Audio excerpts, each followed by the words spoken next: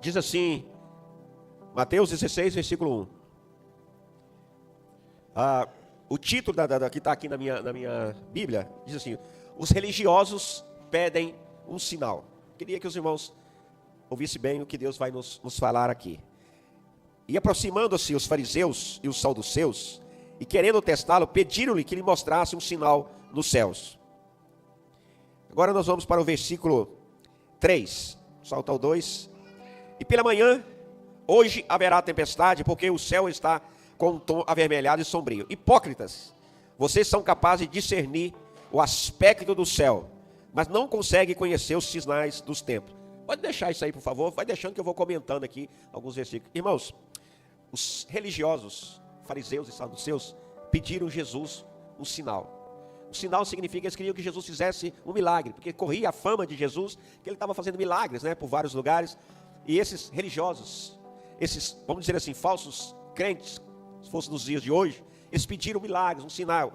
E Jesus começou a repreendê-los. Olha só, ele diz: vocês são capazes de discernir, vocês são capazes de entender os sinais do tempo, ou seja, da vida prática, Ele estava demonstrando aqui se vem chuva ou não vem chuva, o que vai acontecer, mas vocês não conseguem discernir os sinais que estão acontecendo hoje, no tempo que Jesus estava ali, naquele tempo. Irmãos, aqui nós já começamos a aprender que os religiosos, os falsos, eles não conseguem entender, ter discernimento do certo e do errado. E eles estão fora do tempo, fora do lugar, muitas vezes, fora do tempo, fora da doutrina. Verso 12. Então entenderam que não havia dito para que se precaverem quanto ao fermento dos pães, mas da doutrina dos fariseus e dos saduceus. Olha que perigo. Ele está falando aqui, querido, o que Jesus está falando? Que essa doutrina falsa, essa falsa doutrina é como um fermento, que contamina. Só que esse fermento contamina a igreja, contamina a vida das pessoas. Quando nós passamos a ouvir fermento dos fariseus, ele nos contamina o nosso coração. E esse fermento, ele leveda, a massa. Do mesmo jeito que o bom fermento, que é o reino de Deus, ele leveda a massa. Esse fermento ruim, essa doutrina falsa, essa religiosidade, ela também cresce. Ela cresce muitas vezes, ela cresce em grupos. Cresce em igrejas, cresce em grupos, forma-se grupos de fariseus. Do mesmo jeito que havia esse grupo aqui de saduceus e fariseus, existem grupos muitas vezes dentro das igrejas, que estão fermentando, falando mal de pastor, falando mal da igreja, falando mal dos irmãos, falando mal da doutrina, enfim, fazendo, amaldiçoando, murmurando. Esses são fermentadores, pessoas que trazem falsa doutrina. O verso 13, olha só que bacana, que a gente já começa a ver agora. Chegando Jesus às localidades de Cesareia e Filipe, perguntou aos seus discípulos: quem diz o povo que é o filho do homem? Jesus indagou, queridos, aqui os discípulos: o que o povo está falando que eu sou, o filho do homem? E eles disseram: alguns afirmam que é João Batista, outros dizem que é Elias, ainda outros que é Jeremias e alguns que é algum dos profetas. E disse-lhe, versículo 15, disse-lhe ele: mas vocês o que dizem quem sou? Simão Pedro respondeu: tu és o Cristo, o Filho de Deus vivo. Essa foi uma das grandes revelações de várias que Jesus fez. Ele não era apenas Jesus homem, ele era o Cristo. O que é Cristo? O Messias, o Salvador, o ungido, o prometido, que todo o passado de Israel esperava a revelação do Messias. Através de uma revelação,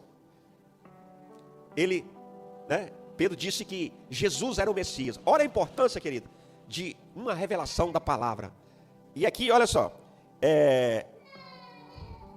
e Jesus afirmou, verso 17: bem-aventurado és Simão Barjonas, porque isso não foi revelado por carne e sangue, mas pelo meu Pai que está no céu. Jesus está falando para Pedro aqui, que essa palavra que ele deu, essa revelação que ele trouxe, não veio de Pedro, não era um discernimento humano, não era uma palavra humana, mas veio de Deus, que ele é o Messias, o prometido. E continua a palavra, verso 18: e também eu te digo que tu és Pedro, e sobre esta pedra edificarei a minha igreja, e as portas do inferno não prevalecerão sobre ela. Irmãos, aqui Jesus está falando que a igreja de Cristo, porque tem muitas igrejas cheias, igrejas grandes, igrejas pequenas, igrejas de todo tipo, mas nem todas as igrejas é de Cristo. E ele disse aqui que a igreja de Cristo, ela vai ser edificada sobre uma revelação. Qual revelação? Que Jesus era o Cristo, o Messias, o Salvador. A igreja está debaixo de uma revelação. Então nem todas as igrejas, que ele está debaixo de revelações, desta revelação. Ele disse: as portas do inferno não prevalecerão contra a igreja. As portas do inferno, que ele não prevalece, não é contra qualquer igreja, não. É contra a igreja de Cristo, a igreja que está fundamentada nesta revelação. olha mais. Ele diz assim, olha só. Eu te darei as chaves do reino dos céus. E o que ligares aqui na terra, terá sido ligado nos céus. O que desligares na terra, terá sido desligado nos céus. Novamente, querido, continua falando, né? Pedro, Deus deu para Pedro a autoridade, que logo que Jesus subiu aos céus, né? Depois de morrer, ressuscitou, subiu aos céus. Pedro foi, né? Tem o dia de Pentecostes, e Pedro pregou a palavra, e nele pregar, você sabe que 3.000 pessoas se converteram. Então ali, iniciou-se a igreja de Cristo. Veja bem, da mesma sorte que a igreja de Cristo, ela recebeu essa autoridade.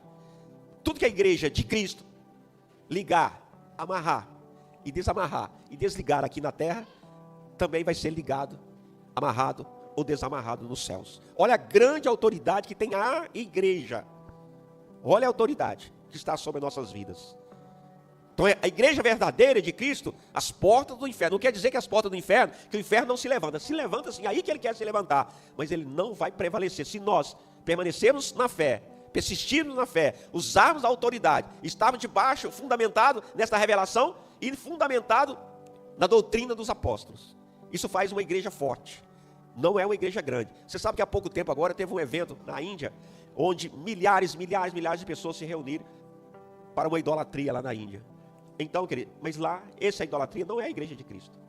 Então, é bom, é maravilhoso ter uma igreja grande, que essa igreja venha crescer, que a nossa igreja venha crescer, que a igreja de Boston venha crescer, venha se multiplicar. Mas ela precisa crescer com fundamentos na palavra de Deus, com fundamentos nesta revelação, com fundamento dos apóstolos, fundamentado na doutrina dos apóstolos. E continua ainda, queridos. Eu quero ler ainda para encerrar com os irmãos. Então, Jesus disse aos seus discípulos: se alguém deseja vir a mim, ou seja, vir até Jesus, negue a si mesmo, tome a sua cruz e siga-me. Pois aquele que quiser salvar a sua vida, perdê-lo-á. Mas quem perder a sua vida, por minha causa, encontrá-la. Irmãos, qual que é o grande segredo? Olha o que Jesus está dizendo aqui. Quem quiser vir a Cristo, quem quiser se aproximar de Cristo, quem quiser andar com Cristo, precisa negar a sua vida. Precisa deixar, olha só, negar é você deixar para andar no seu achômetro, nas suas vontades, nos seus planos, para viver o sonho de Deus, o plano de Deus, a vontade de Deus, o propósito de Deus, para a sua vida pessoal, para a vida da igreja. Irmãos, e a maior resistência nossa como ser humano é isso, é negarmos a nós mesmos, porque nós queremos que prevaleça o que nós pensamos, nós queremos que prevaleça o que nós achamos. Até a igreja, as pessoas interpretam a igreja do jeito que elas querem. Por isso que muitas igrejas hoje não são igrejas de Cristo, porque ela não está debaixo da vontade de Deus, está debaixo da vontade dos homens, do intelecto dos homens. E a igreja de Cristo, ela tem que ser fundamentada debaixo de um propósito, de um plano de Deus, da vontade de Deus. A sua vida espiritual, querido, a minha vida espiritual precisa estar debaixo da vontade de Deus. E para isso nós temos que deixar a minha vontade e a nossa vontade. Você fala assim, pastor, tu quer dizer que é vontade de Deus, que todo mundo para de trabalhar e não sei. Não, claro que não. Claro que não.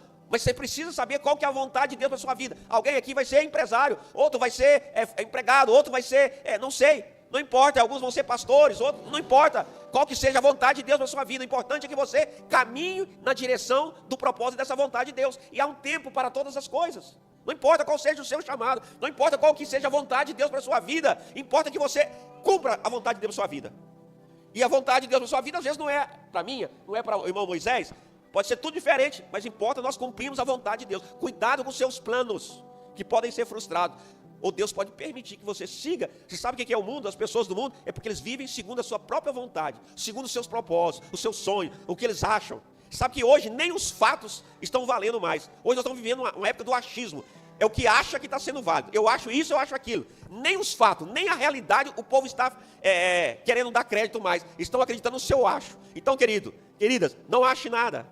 Procure a revelação, procure a palavra de Deus, procure ouvir as instruções que Deus traz na igreja, através da sua palavra, através dos pregadores. Procure você ler a Bíblia, ali está a instrução, ali está a revelação, ali está a direção de Deus para a tua vida. Pastor, como é que eu conheço a vontade de Deus para a minha vida? Irmãos, é simples, tem outra passagem bíblica que fala, quando a gente, querido, deixa a nossa vontade para fazer a vontade de Deus, Ele revela a boa, agradável e perfeita vontade dEle para nós. Então, quanto mais a gente se aproxima de Jesus, mais a gente fica conhecendo a vontade dEle para nossas vidas. Então, é preciso ter intimidade com Deus, intimidade com o Espírito Santo, intimidade com Jesus, para que através dessa intimidade você vai deixando o seu eu e ele vai se revelando para você. Amém, igreja?